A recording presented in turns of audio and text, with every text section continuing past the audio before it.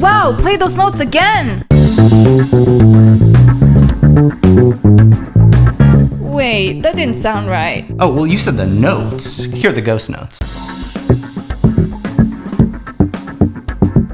That sounds dumb as hell. So, what gives? Neither of those things sound great in isolation, but if you put them together, then you get... There we go. Let's talk about why ghost notes matter and how to play them.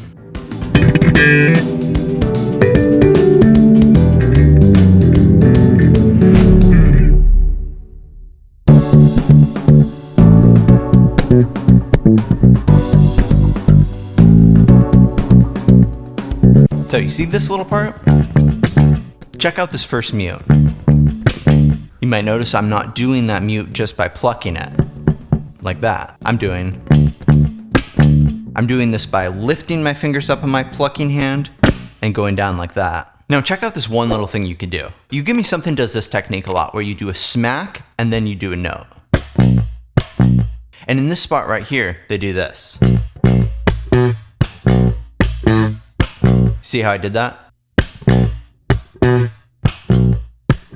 Fuller speed, it's like. A basic drum beat usually has the snare beat on the 2 and the 4. And here I'm doing it on the 2. 1 and 2E.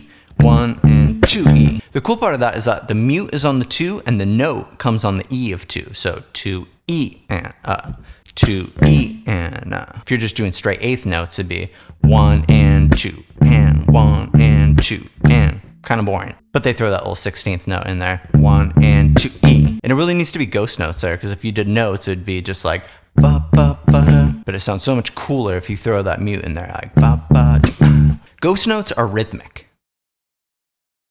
So I'm really not a huge advocate of playing scales like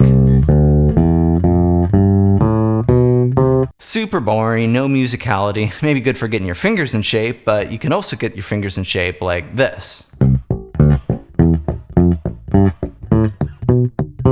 Or even better, you could take a little chunk from a song, like what we're just working on. And just like that, you can turn any scale exercise into something musical. Here's a riff from a song I used to play in a band.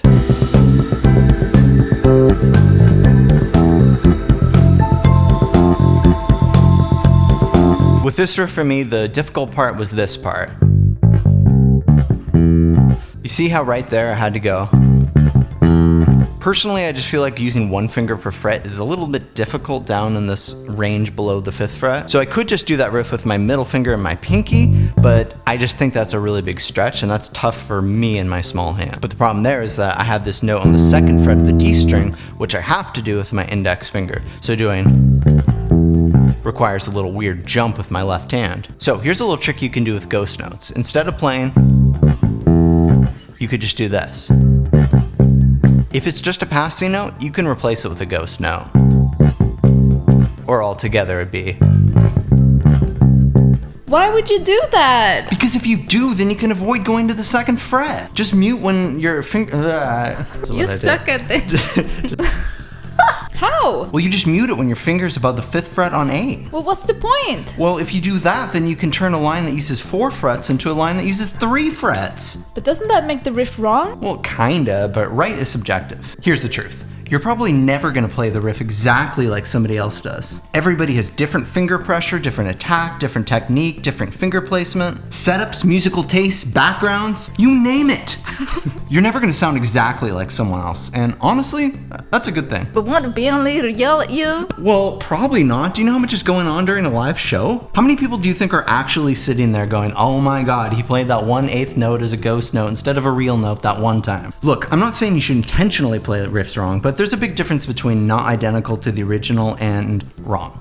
Be yourself, find what feels good to you, and lean into that. Victor Wooten says that there are no wrong notes, but ghost notes aren't notes, so there are no wrong ghost notes?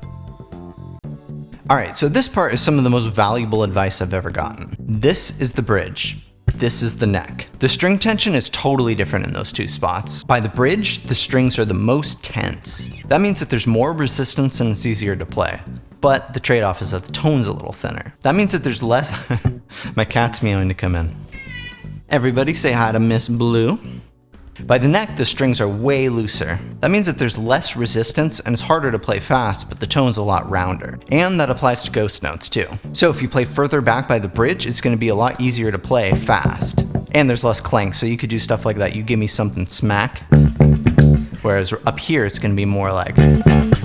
If you play closer to the neck, you're going to get one hell of a lot more clank. But sometimes that clank sounds really cool.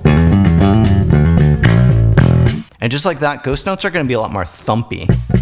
Versus, in most cases, there's a little sweet spot between here and here, somewhere around the pickups that just gives you a really good balance of being able to play fast and gives you good tone. Where you play your ghost notes is totally up to you, but just know that there's pros and cons to each. All right, everyone, that's it for today. Thank you so much for watching, and remember, have fun. See ya.